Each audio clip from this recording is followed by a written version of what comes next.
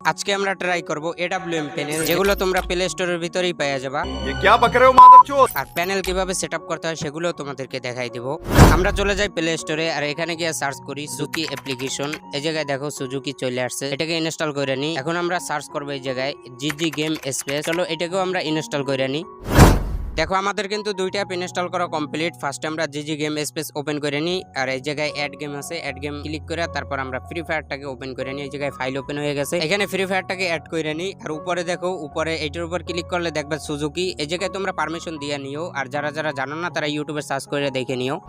এই জায়গায় দেখো আমি কিন্তু স্বাভাবিকভাবে এডব্লিউএম চালাইতেছি। দেখো কোনো রকম হেড করতেছে না, কোনো রকম অটো সুইচ হইতেছে না। দেখো উপরে জি আছে, জির উপর ক্লিক করলে দেখো এই জায়গায় কি ম্যাপ আছে, ম্যাপের উপর টিপ করলে দেখবা এই জায়গায় কম্পোনেন্ট। এই জায়গায় ক্লিক করার পর দেখো এই জায়গায় একটা ট্যাব চলে আসছে। এই যে দেখো এই জায়গায় এই ট্যাবটা, এটা নিয়ে স্কোপের উপর বসাই দিবা, তারপর সেটিং এর উপরে ক্লিক করবা। এই যে দেখো প্লাস আইকনে ক্লিক করে আরেকটা ট্যাব নিবা, এই ট্যাবটা বসাই দেবো তোমরা। এই যে দেখো আমি ফায়ার বাটনের উপর আরেকটা ট্যাব বসাই দিই।